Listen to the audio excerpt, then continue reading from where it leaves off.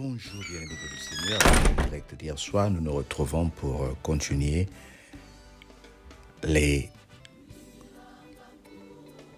thème sur la peur. Et ce matin, nous voulons parler de la conséquence de la peur que nous avons pratiquement introduit mardi. La conséquence de la peur qui peut nous tuer, la conséquence de la peur qui peut nous détruire. Voilà pourquoi nous devons faire très attention. Et nous ne prêchons pas ces choses parce que nous voulons nous amuser. Nous prêchons ces choses parce que nous voulons avoir quelque chose de bon. Nombre chapitre 13. L'Éternel parla à Moïse et dit, « Envoie des hommes pour explorer le pays de Canaan que je donne aux enfants d'Israël. Tu enverras un homme de chacune des tribus de leur père. Tous seront des principaux d'entre eux. » Moïse les envoya du désert de Paran, d'après l'ordre de l'Éternel. Tous ces hommes étaient chefs des enfants d'Israël. Voici leurs noms. Pour la tribu de Ruben, Sacha, pour la tribu Chamieux, pour la tribu de Zakur, pour la tribu de Siméon, Salkafa, fils de Nouri, pour la tribu de Juda, Caleb, fils de Shemu, pour la tribu d'Assa, Jeshul, fils de Joseph, pour la tribu de Shem, Osé. Nous allons sauter pour aller à ce qui est très important. Nous prenons les versets 17, Nombre 13, 17. Moïse les envoya pour explorer le pays de Canaan et leur dit, « Montez ici par le midi et vous montrerez sur la montagne. Vous verrez le pays, ce qu'il est, et le peuple qui l'habite, s'il est fort ou faible, s'il est petit ou grand ou en grand nombre, ce que le pays où il habite, c'est que le pays où il habite, il est bon ou mauvais. Ce qu'il habite, il est bon ou mauvais. Ce que sont les villes où il habite, elles sont ouvertes ou fortes ou fortifiées. Ce qui est le terrain, s'il est gras ou origineux. Nous sautons encore pour prendre le verset 27. Que disent ces hommes? Voici ce qu'il racontèrent à Moïse. Nous sommes allés dans le pays où tu nous as envoyés.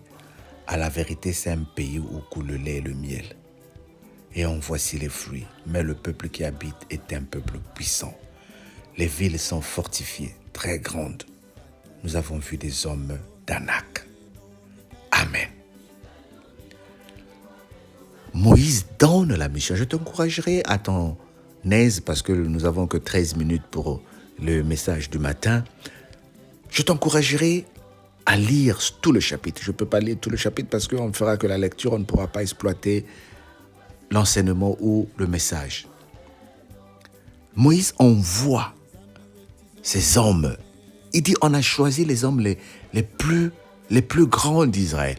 Allez-y exploiter le pays que le Seigneur veut nous donner et venez nous montrer. Et quand ils reviennent, ils disent, le pays est bon, il est très bon.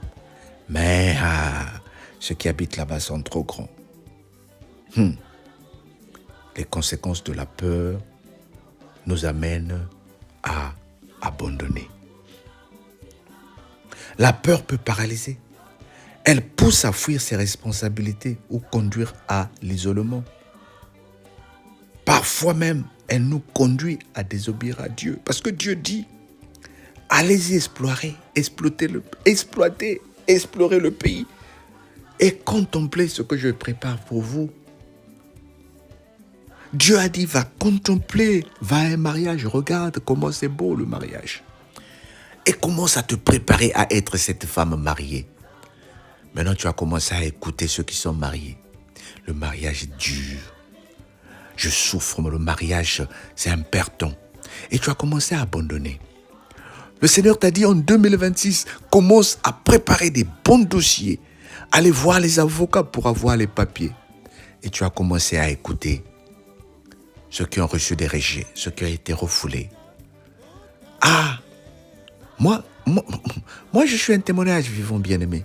Lorsque j'ai été diagnostiqué avec ma maladie, on m'a dit les évacuations sanitaires au Congo étaient annulées. Il n'y avait plus des évacuations sanitaires. Mais avec mon père de la foi, on a dit, ton cas est différent, tu seras évacué. Bien-aimé, ne te compare pas aux autres parce que vous n'êtes pas nés le même jour.